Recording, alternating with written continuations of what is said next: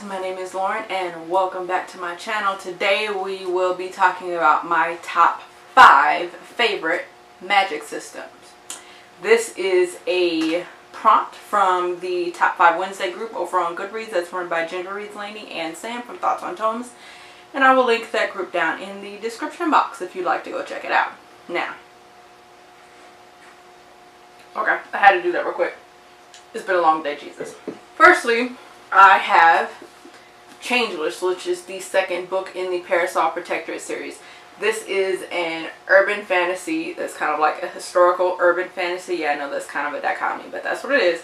That takes place in Victorian London. It has some steampunk aspects, but the main character doesn't have a soul. This book is paranormal in that there are vampires and werewolves and other creatures. And how you get to be one of those creatures is that you have an overabundance of soul.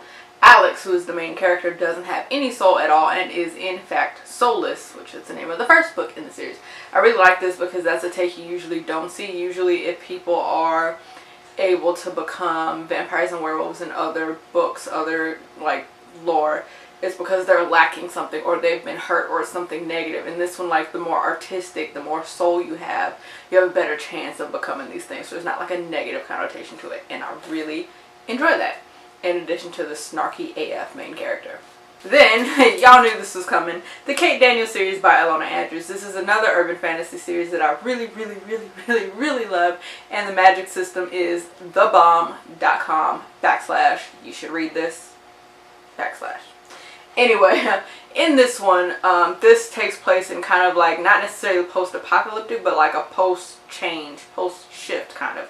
It's set in Atlanta, and in this one, magic and electricity comes in waves. So the world was normal, and then magic hit, and now it just comes in waves. So when the magic goes up, the tech is down, and nothing electronic works, and vice versa. But sometimes things like people really don't know specifically how they work, like telephones, will work in a magic wave because there's the power of belief, kind of, is the way to explain a little bit.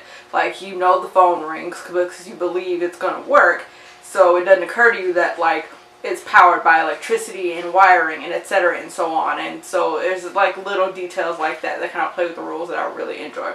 There's also a unique take on a lot of the paranormal creatures in this book. For example, vampires are people who have basically died and donated their body to science for whatever cause, and then they are injected with this virus that changes their body into that of the undead, and then they're piloted by necromancers, so to speak. So it's a take on vampires that I have not seen before or since this series, that unfortunately they just put out their last book in August, and I'm so butthurt, but Ilona Andrews is the writing team and they're incredible. But anyway, yeah, the vampire thing always throws me when I think about it because that's a take that I haven't seen, and I've read a fuck ton of vampire books, okay? But, like I said, vampires are people who have died, donated their bodies to science for research purposes or whatever else, and sometimes for monetary reasons to pay off, you know, so the money goes to their family and etc. if they're dying anyway or on death row or for whatever reason. And they're piloted by people who can drive the dead, by necromancers. It's cool shit. That is the least of the magic in this book. Also, the magic doesn't just inherently come to you and you're just strong with it. You have to practice. So Kate starts off being able to do certain little things and make certain wards in the first book. And as she learns more of her history and her power and the magic in her blood and how to use it, she has to practice to get better at it. It's not that, oh, I'm already powerful, I just need to learn a spell, I don't know what I'm doing. It's like, no, I need to learn a spell, I need to practice at it, because if I try it and haven't built up my strength, my magic muscle, I could probably have a stroke. And sometimes she does overdo it and there are consequences, like she's not infallible. So I really enjoy the series for that reason. Number 2. Number 3 is another book by Ilona Andrews. This is the Hidden Legacy series. This is set in a different world, so there are some similarities, but it's a little different. In this one, the magic, I also really appreciate it because, again, the magic is not infallible, but the characters in this one kind of, in this one, like, the families kind of, like, magic passes through families like money passes in other families. So wherever you heard the term, like, they have old money, they're blue bloods, that applies to the families in this series, but it's magic.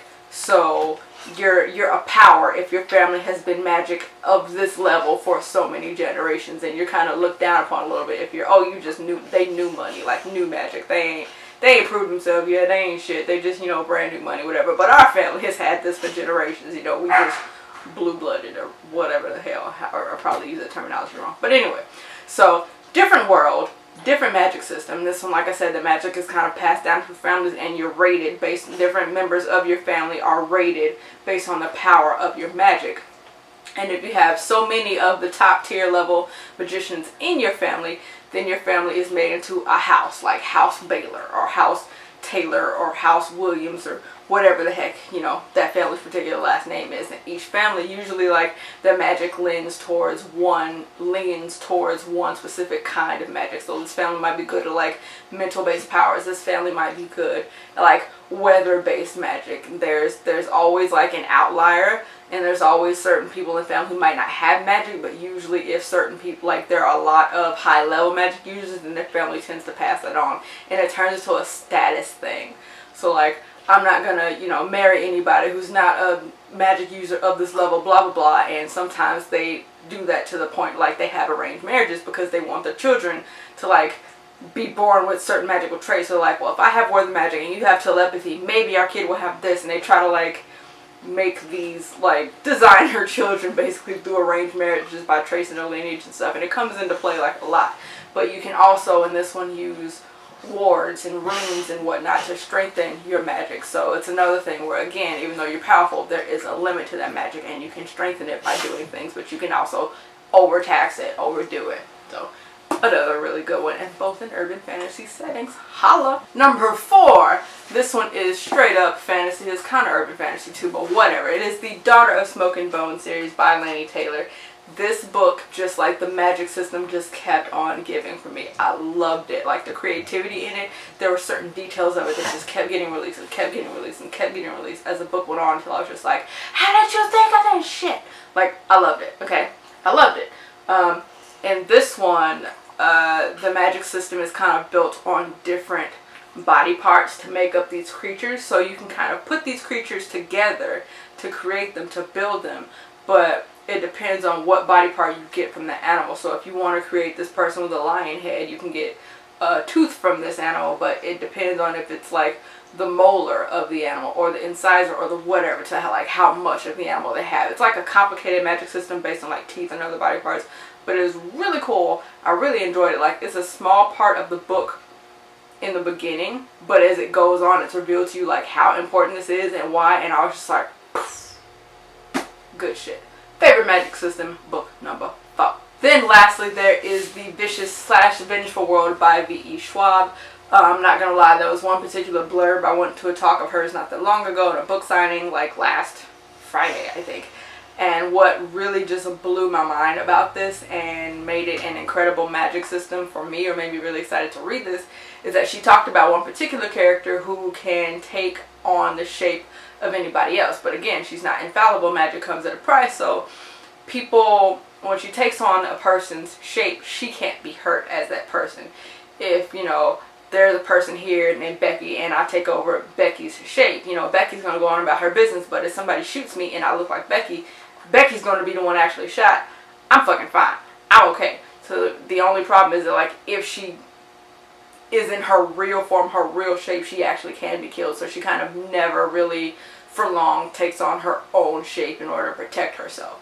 It's cool shit. Like, that's the kind of stuff I like. Like, give me a person where there are, like, rules and boundaries, and you can't just go off doing whatever you want and magic's going to solve the day. Even if you have pretty awesome, pretty powerful magic, there are things you got to be real careful of, because you can get fucked off real quick. So that was the one thing that made me particularly want these books really bad and want me to read them next. I was like, oh, that's awesome. That's just me. So those are my top 5 favorite magic systems as of right now. There are others that I think are really cool, like the magic system in The Name of the Wind by Patrick Rothfuss, and the magic system in the Mistborn series by Brandon Sanderson. But I haven't finished either of these books. This is not the first one. Is this the first one? No, this is book 2. I haven't finished any of these books, and I haven't even gotten far enough in this one to tell you about the magic system explicitly. But I know it's well thought out and it's pretty damn cool. But these are books I haven't read, so I didn't feel like I could mention them fully as part of my top 5. So they get honorable mentions, plus I'm sure a fuck ton of people are going to mention these in their top 5. So that is it for this video, guys. If you liked it, give it a thumbs up, and let me know down in the comments what are your favorite magic systems in books or in video games. I could have included some of those now I think about it, but don't forget to subscribe if you are not subscribed, and if this is your first video of mine, welcome. Don't forget, if you are reading with me either Written and Read, which is the Wicked Spirits Book Club Pick of the Month, along with the Bone Season, and participate in the Bone Season series read along that takes place across October, November, December, or Vicious with me for the month of October, you can find me on Voxer. My information will be down below in the description box. You can hit me up on Voxer and say, hey, put me in one of these group chats, and then join us as we read the books, because we haven't really gotten into any of them yet, so there's still time. And I will see you guys later. Bye.